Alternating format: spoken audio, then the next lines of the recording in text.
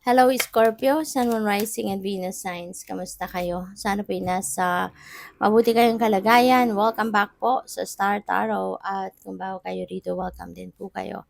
Please subscribe, like, share my videos, and leave me a comment kung nakaresonate kayo. So, we have jealousy. Sabi dito, watch who you trust with your personal interests, or personal secrets and plants. Spend time outdoors with nature to reconnect and replenish. Ayan. So, baka kasi din matagal-tagal na kayong panahon na hindi nakakapagpahinga, no? Maybe you haven't taken a break, no? Siguro for quite some time na. Puro katrabaho, ganyan. Kaya ngayon, inimbitahan kayo dito to spend time outdoors with nature para na makapag-replenish kayo ng lost energy ninyo. Kasi when you are surrounded with nature, di ba, Scorpio, mapapansin ninyo na kaigaan ang yung pakiramdam. Di ba? Gumagaan ang pakiramdam, gumagaan yung dibdib ninyo, nagiging maaliwalas yung isip ninyo, yung gano'n. So, it's really very beneficial, no? When paminsan-minsan, nag-ano kayo, nagne-nature tripping kayo. So, and also, maaari, no, na merong parang warning ito sa inyo na tignan ninyo maigi kung sino yung pagkakatiwalaan ninyo ng inyong mga sikreto at mga plano sa buhay, mga mahahalagang impormasyon about you, about your plans, about your dreams. As much as possible, huwag kayong masyadong magtitiwala agad sa mga tao at pagkatiwalaan ninyo ng mga mahalagang bagay about you. Kasi hindi mo nga alam kung sino dito yung mapagkakatiwalaan. At hindi mo alam kung sino dito yung pwedeng mainggit sa'yo. 'Di ba? Hindi mo alam kung sino yung pwedeng mainggit na imbes na akala mo mapagkakatiwalaan siya, nasisharean mo siya ng mga mahahalagang impormasyon kasi akala mo nga, 'di ba, sincere din siya sa yung pagkakaibigan, something like that. Pero you never know, baka yung pala lalo mong ikasama. Kasi 'di ba, kapag may inggit, kapag merong jealousy sa kung ano ang meron ka or sa kung anong plano mo, 'di ba? Sometimes that could push other people, 'di ba, na gumawa ng hindi maganda towards you. Lalo-lalo na kung yun nga, kung naiinggit sa'yo, 'di ba? Kaya mas maganda na lang na kapag meron kang magandang plano para sa buhay mo, meron kang pinaplanong, alam mo yun, ikakaasenso mo, ikakayaman mo, ikakabuti ng iyong sitwasyon, just keep it close to your heart, 'no? Wag mo nang ikuwento. Kasi yun nga, hindi mo alam kung ano magiging reaksyon ng ibang tao. Okay lang kung talagang that person will be very supportive of you, walang planong, hindi maganda, walang hidden agenda, 'di ba? Papaano kung ang makuwentuhan mo, 'di ba, may hidden agenda pala, eh di yari na. Kaya mas magandang you just keep it close to your heart kasi talagang hindi mo ngayon malalaman 'no, easily kung sino yung puwedeng pagkatiwalaan at hindi. Sino yung sincere at hindi. So we have change, a change of residence, partner, career, or job is on the cards. Scorpio, ang iba sa inyo, this is major change na iniisip ninyo or pinaplano, no? Na magbabago kayo ng tirahan, pupuwedeng ang iba sa inyo magbabago ng partner sa buhay, or maybe some of you is changing your career or job, 'di ba? So, malaki, no, yung pupuwedeng magbabago sa buhay ninyo. This could be a game changer talaga, no, para sa iba. Pero maaaring ito yung ano mo, ito yung gustong-gusto mo kasing mangyari. Maaaring matagal mo 'tong pinagplanuhan, matagal mo na 'tong gustong gawin, pero ngayon could be the perfect timing, 'di ba? Para isakatuparan mo na yung pagbabagong ito. Kaya ayan, maging handa ka. Be ready for this change kasi matagal mo naman na 'tong gustong mangyari. So, we have achievement, enjoy the limelight, you've earned it. Although on the family front, someone's health could cause some secret worries and sleepless nights. So, ang iba sa inyo talagang magiging ano kayo ngayon, magiging achiever, 'di ba? May mga maa-accomplish ka na ng mga goals dito, may mga ma-achieve ka ng mga goals.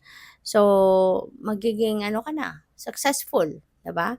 Pero gaya lang, despite that success na nararanasan ninyo or mararanasan ninyo, parang hindi rin ninyo ito ma-enjoy talaga ng bonggang-bongga, ma-savor kumbaga ng bonggang-bongga. Kasi nga maaaring meron ditong ano, meron kayong kapamilya or meron kayong mahal sa buhay na parang nagpapa-worry sa inyo, 'di ba? Merong sitwasyon siguro 'no, kung baka merong iniindang sakit sa katawan or problema, 'di ba? And, alam mo 'yun 'no, kaya parang nagwo-worry ka din para sa kanya. So, for some of you naman, na merong existing relationship, pupuwede rin ano na this is the time na mag-go-grow pa lalo yung inyong relationship. This is the time na mas lalo pang magiging close kayo sa bawat isa. This is the time na mas lalo pa kayong magiging attracted 'no, sexually attracted to each other. So, parang your passion for each other will, definitely level up 'no, pupuwedeng gano'n ang ganap. And, also ang iba sa inyo naman para sa singles out there, pupuwedeng ngayon baka magkaka-love life na kayo, maaaring meron ditong whirlwind romance na mangyari at maaaring naliligaw pa lang sa'yo, gusto ka ng pakasalan, may mga gano'n. So, good luck sa'yo, okey? Good luck sa'yo. A child will also bring great joy, 'no? So, baka ang iba sa inyo manganganak na, 'no? Pupuwedeng manganganak na or baka meron na kayong anak talaga and, at this time siguro mas maa-appreciate mo ang pagkakaroon ng anak, 'no? Mas magiging masaya ka sa ngayon na alam mong meron kang anak. So, good luck and, by the way maraming salamat for subscribing. And if you haven't subscribed yet, subscribe na kayo. And also maraming salamat din for not skipping the ads. Malaking bagay po yan sa akin. And also please click the join button sa baba ng video kung gusto ninyo na mag-join kayo sa membership. Okay? Salamat po. So, we have Knight of Cups. Ayan. So, baka merong manliligaw talaga. No? Para sa iba sa inyo na single pa, baka merong manliligaw talaga. And this is someone ano, na parang hopeless romantic, 'di ba? Maaari din ang iba sa inyo dito talaga will be on a, you will be invited on a date, puwedeng gano'n. Or, um, pupuwedeng merong proposal 'no, pupuwedeng marriage proposal na 'to for some of you, kaya good luck.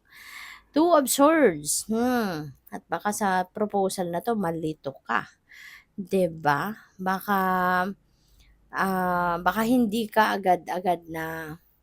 hindi mo agad-agad sasagutin ano, yung proposal, parang gano'n. Or pupuwede kasi na simpleng pag-uusap ito.